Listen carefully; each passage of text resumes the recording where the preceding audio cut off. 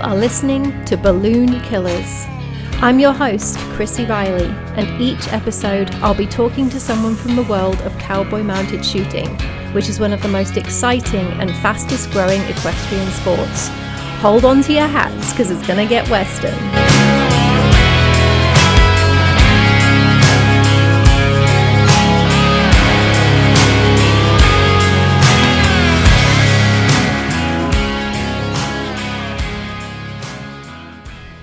Hi shooting friends. I am recording from a hotel room in Boston where I'm traveling for work this week, and of course I really picked a great week to be traveling for work. Well, I didn't pick it, my company picked it, because right now in Colorado the temperatures are in the 60s and 70s and the wind has died down and it's really the perfect weather for riding. And my baby just came back from school and I would love to be riding her right now, and I would love to be riding Mr. Bear right now, but I'm in Boston where it's really quite chilly and there is quite a bit of wind. I'm trying not to begrudge it though, because of course my work pays my horsey bills, so it is what it is.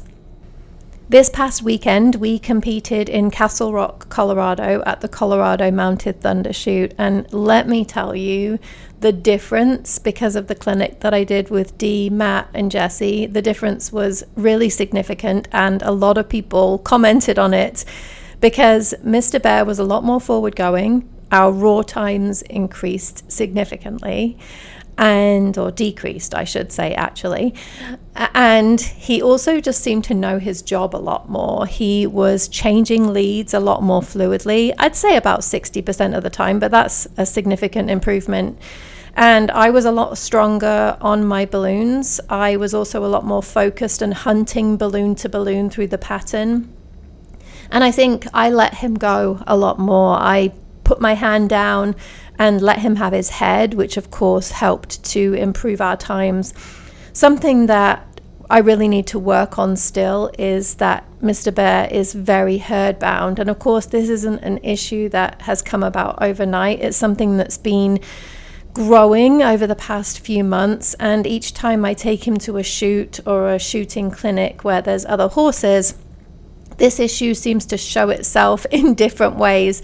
I think I've overcome the issue. I do something that works in that moment, and then next time it changes and the issue is still there, and he's found a way around the strategy that I used. This time at the shoot, he was really herd bound when we were actually in the arena. So it was really hard for me to push him over the timing line. I get him into the gait and the pace that I was looking to start out at. And then as I let him go towards the timing line, I was really pushing him rather than him taking me. And he was bowing out towards the out gate and the horses that were standing around the out gate. So that's something that we need to work on, because of course I want him to take me over the timing line, and I want our start to be strong because that's going to impact our times. So I'm going to start working with him in the arena at home with other horses tied at the end of the arena, because I spend a lot of time working with him on his own, which really isn't helping to work on this issue. So that's going to be my focus for the next few weeks, and I'll keep you updated. My guest for this episode was the 2023 and 2024 North Pacific Regional and Washington State Overall Shotgun High Point. She was also the 2023 North Pacific Regional Ladies Pistol High Point and the 2020 Ladies Level 3 Western US Champion. Angie Seagle is the owner and operator of Harkness Contracting and has been a litigation paralegal for 25 years. Let's hear from Angie.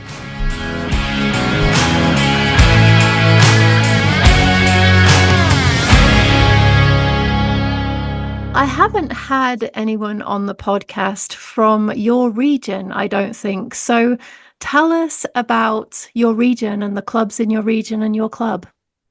So we are the North Pacific region, and the North Pacific region consists of 5 clubs. We take in Washington and Oregon, and Washington has 3 clubs, and Oregon has 2.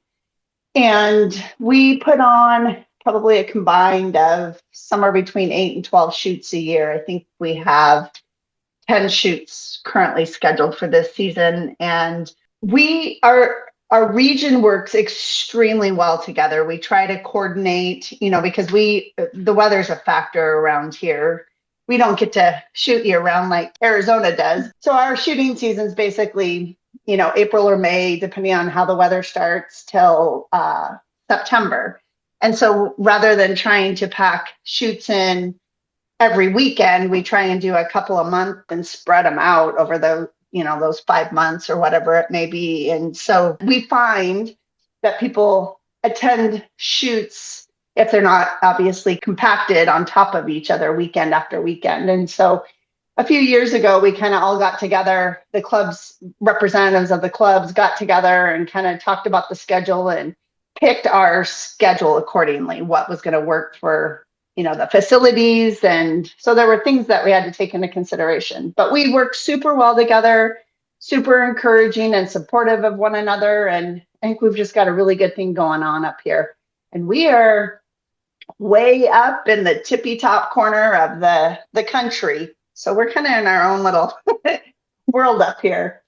And I think we have a pretty good representation at away shoots, whether it's the majors or Arizona, Utah, whatever it may be. We try to get out and support other clubs too. Nice. I'm sure you're like me right now, watching our Arizona friends with envy as they shoot multiple times a week. Very much so. Yes. Our weather is so sporadic around here. We don't have a lot of indoor arenas that we have access to that are kind of centrally located in our region. And so a lot of our shoots are outside. And we all know just a little bit of a rainstorm sure can damper our plans and do what we need to do to condense or shoot or reschedule or shoot or whatever. But we don't have the luxury of a lot of available weekends if we need to reschedule. So are you seeing the same growth up there that we're seeing here in Colorado? And I think a lot of other people are seeing in other states. We are. Personally, our club has almost tripled in size in the past 2 years. And I think part of that is we've done a lot of new shooter clinics up here the past, I think we're on our 3rd year. And that has been a significant help in getting, of course, growing the sport. We felt that, I think must have been the year after COVID, it seemed like more people were getting out trying to find different things to do.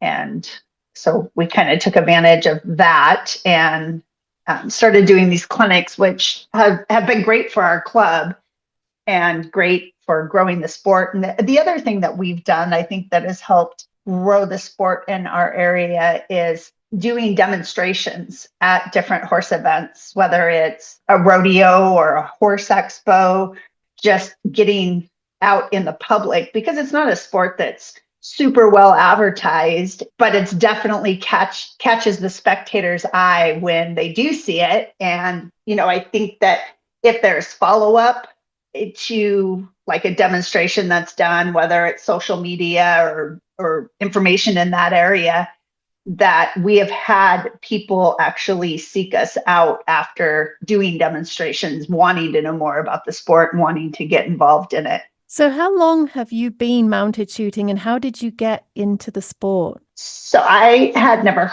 heard about the sport, and Kenda Longsing, who actually, she started our club. I don't even know how long ago it was. It was before I was involved in shooting, but Kenda used to live in Washington, and she formed the Western Washington Mounted Shooters. And so she was doing clinics up in our area. And back in, I think it was like 2007 or 8, I did one of her clinics and I was instantly hooked. My horse took to it. I thought that this was my newfound hobby and I was going to take it and run with it. But I quickly learned that this sport is not the easiest sport to get into. Once you have gotten into, making sure your horse is broke to gunfire and it's a sport that your horse is willing to do, you then have the obstacles of financing the sport and getting the equipment that you need to get going, as well as having a place to practice, because nobody in our area, at least where I lived, was doing the sport. Kenda's club was more down south and a couple hours away from me where they were having practice. So it just wasn't really feasible, I guess, for me to do it. I didn't do it. So I fizzled out for a while. And then we had another clinic probably 8 years later that Heather Gaslam, she was a shooter at the time in Washington. She did a clinic in our area. Again, I went, loved it, and was a little bit more serious, I guess, about being involved in the sport. And thanks to Heather, she ended up doing some practices up in our area, and she was very willing and very encouraging to loan her equipment and gave us an opportunity to make sure it was something we could do, help us get set up with the right equipment. I then actually made a trip over to Vale, Oregon, to Rockwell Saddles, and Marianne and Matt Rockwell they both have been mounted shooters for years and were great encouragers and supporters of the sport. And they were also gun brokers, and they had different types of guns, different grips. And I went over and spent a couple of hours with them, just handling different guns and seeing what kind of grips fit in my hand and what felt comfortable. And I walked away with, I guess, confidence that I was buying the right set of guns and designed a set of holsters, and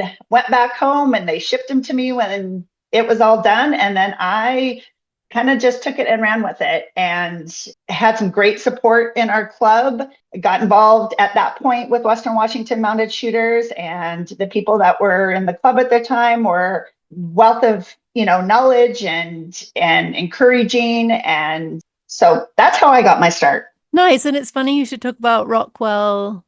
Is it Rockwell Saddles? That's Yes. where I got my guns from too. They're great people and helped us with our new shooter clinics, and, being a place that we could send new shooters. And, they had great new shooter packages as far as holsters and guns. And, we've all known the struggle of getting the proper equipment for our sport. And they have done a really good job of, letting us know when they have something in stock that would, work out for the people we were trying to get outfitted and get them going in the sport. Yeah, something else that you mentioned that I think we don't talk about enough really is how difficult it can be to practice mounted shooting, because I know I'm really lucky here in that my neighbors don't care about the sound of gunfire, but I also know that some of my friends who are mounted shooters aren't able to practice in their arenas because the gunfire scares the dogs or scares somebody else's livestock or causes problems in the local area. And then boarding facilities often don't allow gunfire because it annoys the other horses and the other horse owners. So it can be really challenging unless you have exactly the right setup. It can be really challenging to practice mounted shooting and therefore to get better outside of competition. Absolutely. That's one thing that we have really been good about doing, is setting up, winter practices in an indoor arena that we have close by, and setting up consistent weekly practices in the summertime. Fortunately, we've got both an indoor arena for the winter and an outdoor arena for the summertime. And having a consistent schedule helps people, absolutely. You've been in the sport for quite a while now, so you must love it. And you mentioned that you were hooked like most of us are after the first clinic. What is it that you love about the sport? Like everybody, the people in the sport, as everyone's commented, this sport is family. It's just, everybody is so encouraging and so positive. I absolutely love bringing people into the sport and sharing it with them. A handful of my closest friends have started this sport, and it's fun to travel with them. It's fun to encourage them and build each other up after we've had a crappy run and having a bit of a pity party. It's fun to do it together and have that friendship to lean on when when you've had bad days or a bad run. But honestly, I love the variety of the patterns and the mental challenges of the sport.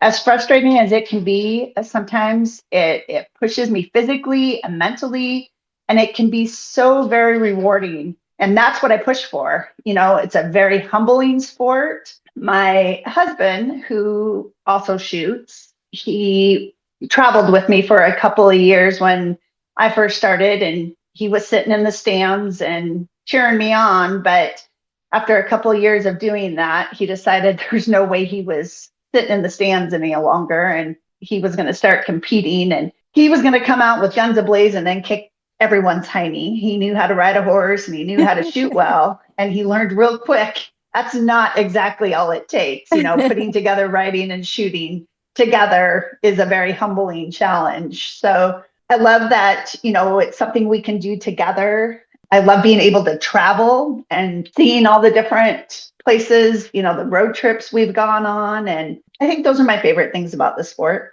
It's most certainly humbling. I've been riding for most of my life at this point, but I have found mounted shooting pretty challenging, quite honestly.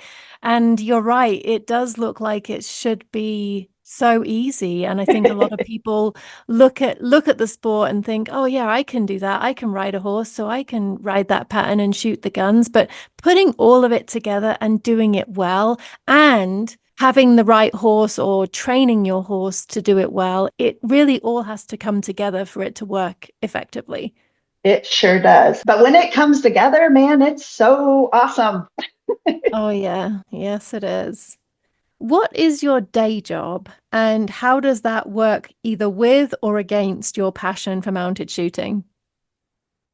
I was a paralegal for 25 years. I worked for the same attorney. I absolutely loved my job. There was everything about it I loved. And then COVID hit and my boss retired, and I had to make a decision at that point whether I wanted to stay in the legal field and find somebody else to work for, or I also owned an excavation company or I still own an excavation company with my ex-husband. And I was sharing my time between the law firm and our excavation company. And I was learning that the more time I was spending with our excavation company, the more time that I spent, the better things went. And so it was a good opportunity for me to get out of the legal field and devote my time and energy fully to the excavation company. We dig a lot of dirt, clear a lot of land, and do a lot of habitat restoration work for the salmon. And, being self-employed has its ups and downs, but it does provide some flexibility, being able to travel and being able, to work remotely. The only problem is things are so much busier in the heart of shooting season, the summer months. Mm-hmm. So it's important to find balance, which, I'm still working on. I think you already talked about this a little bit at the beginning, but tell us about your shooting club and your role in the club. I'm currently the treasurer for the Western Washington Mounted Shooters, and I have been for quite a few years. My husband, Dean, is the president. Our club is amazing. We have an amazing group of shooters. Everyone helps out. We have a pretty darn good system down. Everybody kind of has their roles in the sense that they know what they need to do when it comes time to put on an event. Everyone helps out. The past few years, like I mentioned before, we've put on several new shooter clinics, and we also do a few skills and drills, kind of the next level shooting clinics. We're extremely supportive in getting new shooters involved and encouraging their growth in the sport. We loan the gear when needed and, have the practices and do what we can to keep them engaged in the sport. Being up here in Western Washington, I'm sure you have heard of Seattle and how horrible it is to drive through Seattle. So when we put on or host our event, it's hard for us to have multiple events up here because nobody likes driving through Seattle. And basically, anywhere you go up here, you have to go through Seattle or the outskirts to get here. And why do that when you can stay down south and go to a different shoot. Mm-hmm. So we have one shoot up here a year, and then we have several other locations, another one in Washington, and then just one across the Washington border into Oregon that we host yearly. So we do 3 or 4 shoots a year, have a few jackpots. Something else that's actually kind of cool about our club is we encourage everybody to get their range master certification. And that's something we just started doing the past couple of years. It's a great way to learn everything there is to know about the sport. The club pays for the expense of the certification. We have a group get together that our head range master, Jeff Kirk, arranges, and he hits the highlights and any recent rule changes and basically helps set you up for success. And then we all take the test, and it's proven to be super successful. And we have an interest every year of new people, whether it's members that have been in the club for a few years and decide, they feel comfortable enough to get the certification and want to do the range mastering during our shoots, or new shooters that just feel like it's a good way to learn more about the sport and kind of force them to read the rule book. So there's that as well. And then our clubs also worked super hard at crunching our numbers and giving back like the best payouts we can while keeping their entry fees reasonable and having some pretty badass prizes. Everybody likes taking home conversation pieces, I guess. And we feel, consistency is important, whether it's the cost, whether it's the date of the shoot, prizes, knowing that there's prizes at the shoot, add-ons, extra events, whether it's a jackpot before the main match, or people like knowing what they can expect when they're headed to a shoot. And I think knowing what to expect encourages people to keep coming back to our shoots. They know it's going to be well organized, efficient, and a fun shoot, which all of that is super important to us. So we've got a good thing going on. You have got a good thing going on by the sounds of it. And I really like your idea of everyone doing the range master certification, because I know as a newer shooter, I'm really not a new shooter anymore. I need to stop saying that. I'm definitely I'm just a newer shooter. I watch the range master and think, oh my goodness, that's something I could never do. But actually, like you said, it has the benefits of you better understanding the rules, and then also it means that there's more people on hand to help out during a shoot rather than the same people having to be depended upon. Right. Absolutely. And, when we go to other shoots too, especially shoots that like in other states, but still people that know us, they've asked us to help out, or we volunteer to help out. And it expands the pool of people that can help. And, many hands make light work. So we're all about helping out. Range mastering can be intimidating. I'm not going to lie. I got my certification last year, and I did my first shoot halfway through last season.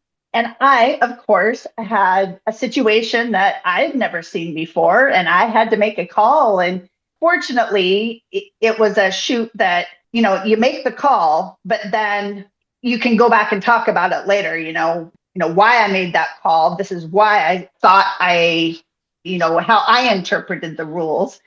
And but it's also made me appreciate more what is on their shoulders, what rests on their shoulders, and having to make a split-second call. And but I would recommend that the sport or feel comfortable in the sport, before you actually start doing the range mastering. Even though you've gotten your certification, just make sure that you feel comfortable. I think will save you some heartache down the road. People can be pretty tough on the range master when they don't like the call.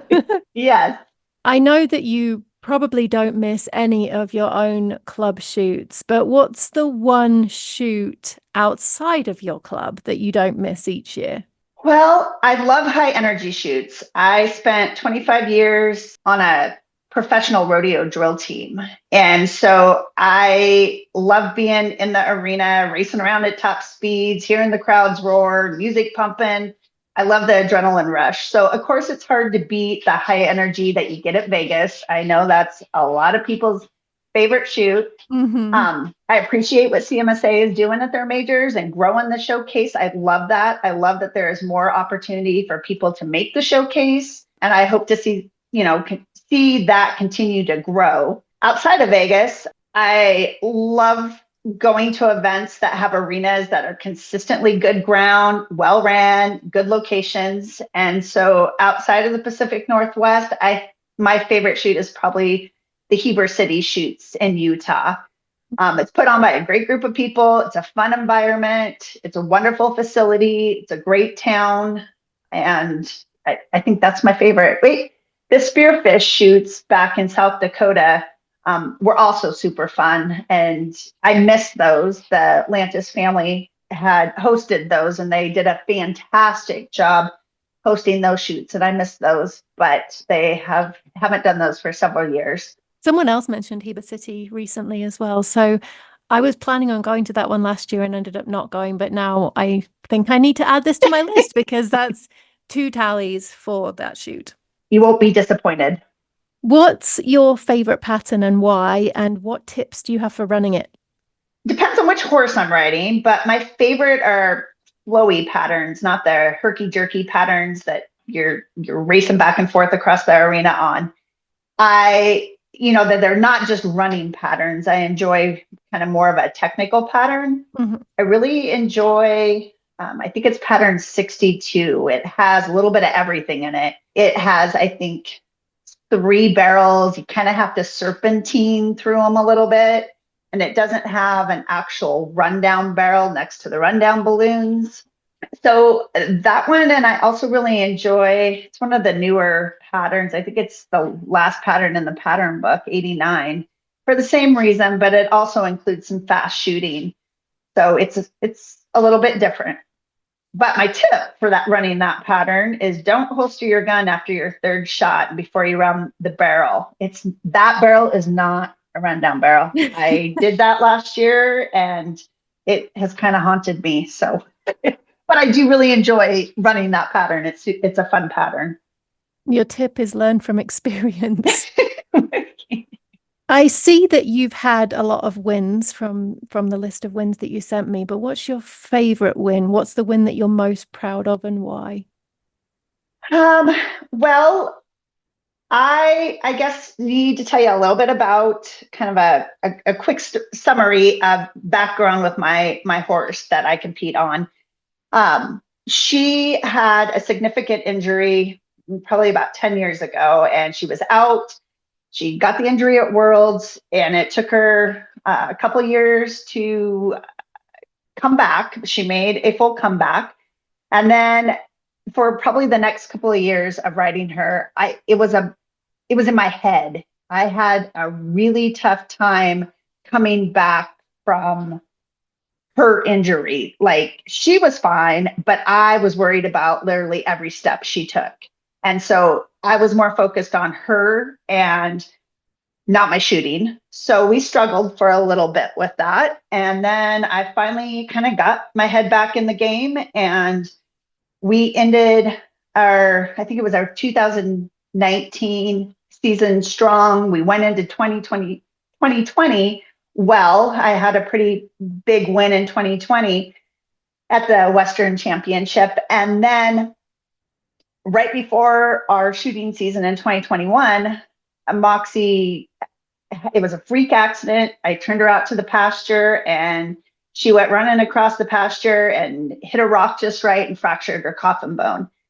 And the coffin bone was, part of the coffin bone was literally floating in the hoof capsule. And the vet told me it was a career-ending injury. And then, months go by, she was not making much improvement, and then actually got worse for a while. And my vet there was nothing they could do. I consulted with several vets and they couldn't be surgically reattached. And he was basically setting me up for not good news that I should be thinking about preparing to put her down. And I was devastated knowing that that was not going to be an option in my book. And so literally, by the grace of God, determination, lots of patience, and never giving up, my prayers were answered, and she ended up making a full recovery. The bone reattached somehow.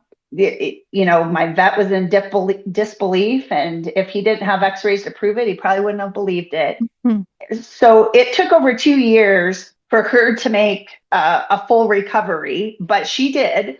And in April of 2023, we got back to competing. And every run we got better. My mindset was different coming back from this injury. I think at that point, I was just thankful for every ride I got to have on her. She loves what she's doing. And I just let her kind of pick our pace and never asked more, from her than I thought she could give. And yeah, I think it was at the Washington State shoot in 2023, we got our last qualified win that we needed to move up from a ladies 3 to a 4.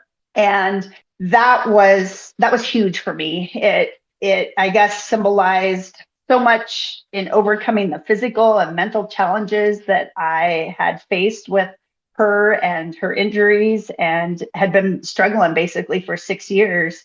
And so that kind of got me back in my game. Like, last year was a great year for me. My husband and I got to travel quite a bit, more than we ever have. We went to Vegas, we went to Worlds, we went to Heber on the way home. And I just think that was a very successful year for me, in not necessarily, just the wins, but just everything that we had overcome. And, it's not about the setback, it's about the comeback. And I feel like 2024, we made our comeback.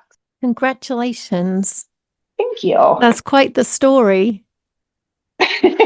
Probably more information than you cared to know. But No, it was very interesting, and actually it reinforces something that I'm hearing a lot as I speak to people on the podcast about counting our blessings, that we can get so caught up in wanting to be successful, wanting to win, but actually the success is just sometimes in having the opportunity to be out there riding our horses. Absolutely. To what or to whom do you owe your success in the sport? And this could be people or horses. Well, clearly my horse first. She's my teammate. She makes my job easier. She loves it just as much as I do. So, like, I have a couple other horses that I've ridden in this sport, and that I had to ride when she was out with her injury. And while I had some successes with them and had some great runs, great times, she's my partner there. And then, like I mentioned before, Heather Gaslam helped me get started, in the sense of encouraging me to keep going, loaning me her gear, setting up practices. So I think she was a huge part in me sticking with this sport. And then a good friend of mine, a fellow shooter, Tori Philippi, she kind of took me under her wing early on, and she's given me lots of guidance. She's taught me a lot about this sport and pushes me when I need pushing. And we've traveled a lot together. So she's been huge in my success. But most importantly, my husband, he is my voice of reason and my biggest cheerleader. And he's probably going to kill me for even referencing his name and the word cheerleader in the same sentence. But he knows what I need to hear, when I need to hear it. And he pushes me and supports me all at the same time. We're both super competitive, and we both are successful long gun shooters. And the past 2 years, we have been heavily competing with each other for the end of the season shotgun titles. And so it's kind of pretty much everybody we're around knows how competitive we are when it comes to especially shotgun. He kind of kicks my butt in rifle, but I have come out with the title 2 years in a row now. So I'm pretty proud of that victory. I really like how there's so many couples in this sport, and how couples can do this together and families can do this together. I think it's got to be pretty unique as a sport in that regard. Absolutely.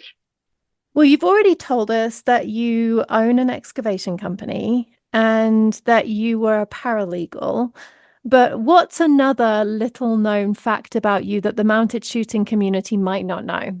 Well, I love to have a good time, but I think everybody in the mounted shooting community that knows me knows that. I love to dance. I love to try new things, especially if there's an adrenaline rush.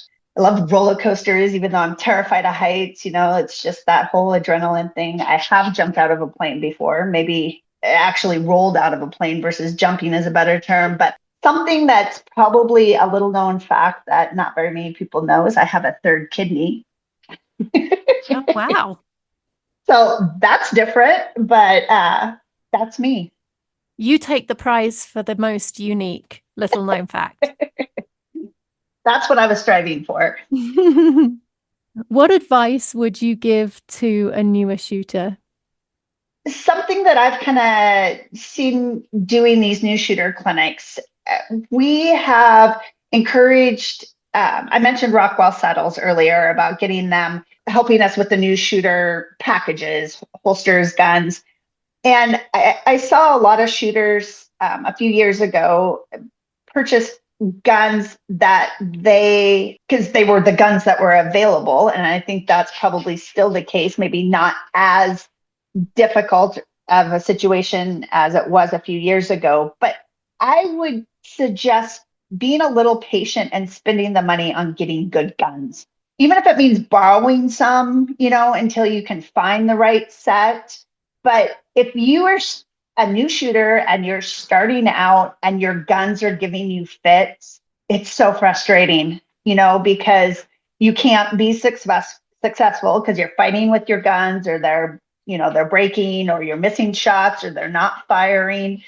I guess the other thing would be the sport is so mentally taxing. Do not give up. You're going to have good days. You're going to have bad days. Just keep going, keep putting in the work, and keep practicing.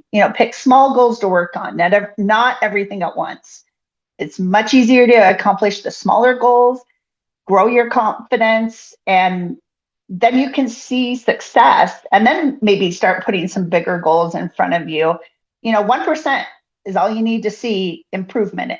And I think just not overwhelming yourself. There's a lot to take in with this sport. And until you understand like course management, and you understand, why you're making turns the way you're making them, or approaching a gate the way you are, don't get frustrated. Just pick one thing that you can work on to make yourself better. And then once you feel comfortable with that and seeing success there, move on to the next thing.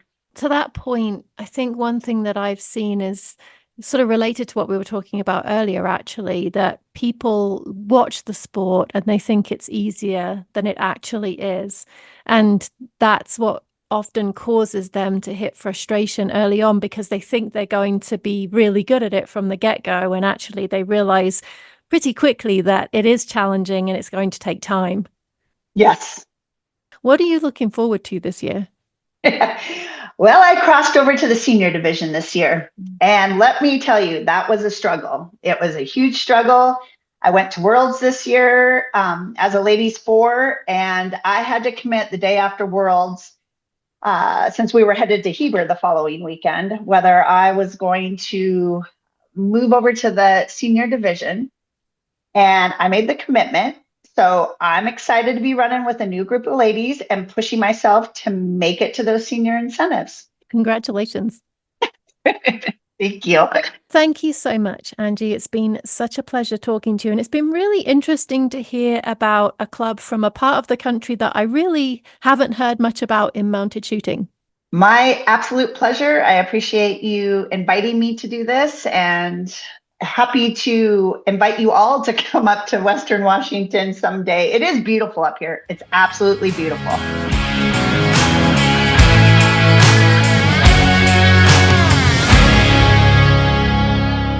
Thank you so much, Angie, for taking the time to talk with me. It was great to spend that time with you. If there are balloon killers you would like to hear interviewed, please email me on balloonkillers@gmail.com.